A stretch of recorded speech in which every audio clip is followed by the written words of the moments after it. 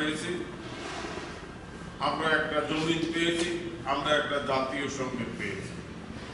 দুর্ভাগ্যজনক হলেও সত্য, 26 দিন বাংলাদেশ মুক্তিযোদ্ধাদের দখলে ছিল, স্বাধীন বাংলাদেশ ছিল। অর্থাৎ 10 জানুয়ারি আমাদের নেতা বঙ্গবন্ধু শেখ মুজিবুর রহমান দেশে ফিরে আসলেন 11 তারিখে। আবার এইটা ব্রিটিশ পাকিস্তানি ধারায় আবার রাষ্ট্রটাকে নিয়ে গেলেন। সেই বিজয়টা আমাদের অনিশ্চিত হয়ে গেল। 11 তারিখ থেকে আমরা আবার হানাদার মুক্ত একটা মানচিত্র, একটা পতাকা, একটা জাতীয় সঙ্গীর একটা জমিন আমরা পেয়েছি। সাথী বন্ধুরা, নেতৃবৃন্দ অনেক বক্তব্য রেখেছে, কষ্ট লাগে।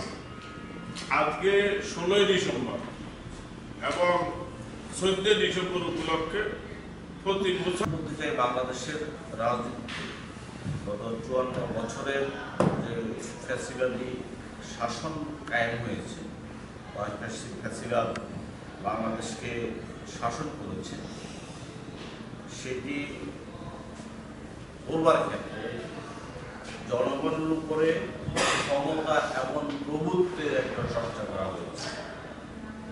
অর্থাৎ যারা শাসক ছিলেন, রাষ্ট্র পরিচালনা করেছিলেন, সাধারণ সম্পাদক আমাদের আজকের আলোচনা সভার বক্তব্য রাখবেন আজকের আলোচনা সভার সভাপতি, কেন্দ্রীয় কমিটির অন্যতম সভাপতি ও স্থায়ী কমিটির সদস্য এই মুক্তিযোদ্ধা জনাব মোহাম্মদ সিরাজ। কথা ছিল সেটি হয়নি বিদায়। আমরা মনে করি আমরা শুধুমাত্র হানাদার মুক্ত হয়েছি, আমরা স্বাধীন দেশের উপযোগী রাষ্ট্র কাঠামো গড়ে তুলতে পারি নাই, স্বাধীন দেশের উপযোগী সংবিধান গড়ে তুলতে পারিনি, স্বাধীন দেশের উপযোগী বিভিন্ন শাসন প্রশাসন ব্যবস্থা আমরা গড়ে তুলতে পারি। শুধুমাত্র 71 সালে পাকিস্তানি শাসক বিদায় নিয়েছে আর বাংলাদেশি শাসক শাসন ক্ষমতা গ্রহণ করেছে। এর বাহিরে কোনো পরিবর্তন করা হয়নি, পরিবর্তন হয়নি। এই কারণে আমরা মনে করি শুধুমাত্র 16 ডিসেম্বর, ঐতিহাসিক 16 ডিসেম্বর আমরা হানাদার মুক্ত করেছি, বাংলাদেশকে গড়তে পারিনি, স্বাধীন দেশের উপযোগী বাংলাদেশ বানাতে পারিনি। তাই মুখ্যমন্ত্রী হলে এই নামগুলো ঘোষণা হয় না। কোন জায়গাটা বাদ রাখছেন? যে জায়গাটা আপনারা দখল করেন নাই, পুলিশ তারা যার আগে যা দোকান ছিল এখন তার থেকে আরো ডাউন হয়ে গেছে। কারণ এখন যারা আসছে, এখন যারা এগুলো করতেছে তাদের তুলে আমরা তো ছিলাম না, এখন আমাদের এখন কোনো ইয়ে নাই, যে যেভাবে করতেছে বসাইতেছে। এরকম সারা দেশে যেখানে যেটা পাইতেছে সমস্ত জায়গা চাঁদাবাজি, পরিবহন সেক্টর থেকে আরম্ভ করে সচিবালয় যেগুলো পরিবর্তন হইতেছে, বদলি হইতেছে, এগুলো কারা? এগুলো কি সৌদি আরব থেকে কোনো বাইনা দিচ্ছে? আপনাদের সমস্ত জেলখানা খালি করে দিচ্ছে, কোনো নেতা কর্মী আপনাদের জেলে। আর কি চা? এখন নির্বাচন আমরা একটাই বিশ্বাস করি, সেটা হলো সংস্কারবিহীন কোনো নির্বাচন করে এই দেশের মানুষের কোনো কিছু হবে না। যে সংস্কারের কথা হয়েছে, যে সংস্কারের কথা হচ্ছে, সে সংস্কার হতে হবে। সংস্কার শেষ হবে, নির্বাচন হবে। এটা ছাড়া যদি তড়িগড়ি করে বা নির্বাচন দেন, ওই যে বললাম এমপি আর মন্ত্রী হুজুরের চেয়ারম্যান এই জায়গাগুলো আপনাদের অধিকারগুলো যারা সুরক্ষা পায় সেটি নিশ্চিত করবার জন্যই জনগণ এবং সরকারের ভেতরে একটা চুক্তি হয়, চুক্তির ভেতরে সরকার প্রতিষ্ঠিত হয়। আমরা দেখেছি বহুকাল ধরে বিশেষত গত 15 বছর পর্যন্ত জনগণ এবং সরকারের ভেতরে কোনো চুক্তিনামাই তৈরি হয়নি। দখলদারিত্বের মতো জোর করে বাংলাদেশের মানুষকে যে কথা বলছিলাম, প্রভুত্ব কায়েম করার মতো এক ধরনের ব্যবস্থা এখানে।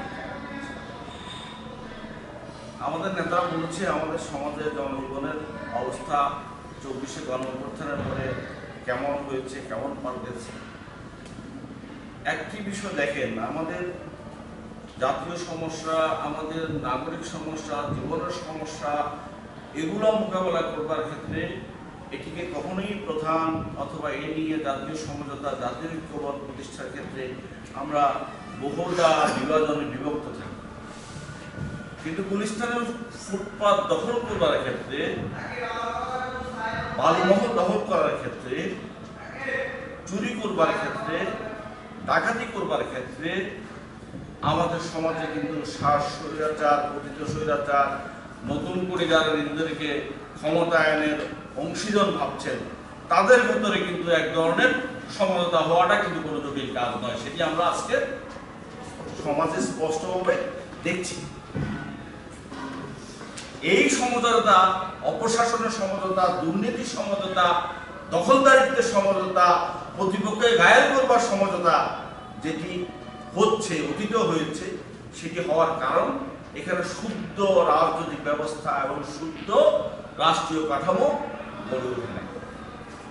আজকে যে লড়াইটা, 24-এর যে লড়াইটা, যে গণ অভ্যুত্থান, সেই গণ অভ্যুত্থান জনগণের সামনে সেই বিষয়টিকে আজকে পরিষ্কারভাবে সামনে এনে দিয়েছে যে ব্যবস্থাপনার মধ্য দিয়ে 54 বছর পর্যন্ত এই দেশটাকে যেই পদ্ধতিতে শাসন করা হয়েছে এবং শাসক এবং শাসিতের যে সম্পর্ক তৈরি করা হয়েছে সেটিকে আজকে পাল্টে দিয়ে জনগণের যে ক্ষমতায়ন, জনগণের রাষ্ট্রীয় ক্ষমতায় যে অংশীদারিত্ব, ক্ষমতার কেন্দ্রে, কেন্দ্রবিন্দুতে অংশীদারিত্বমূলক রাজনৈতিক ব্যবস্থাপনা যদি না থাকে, সমাজের রাজনৈতিক দলসহ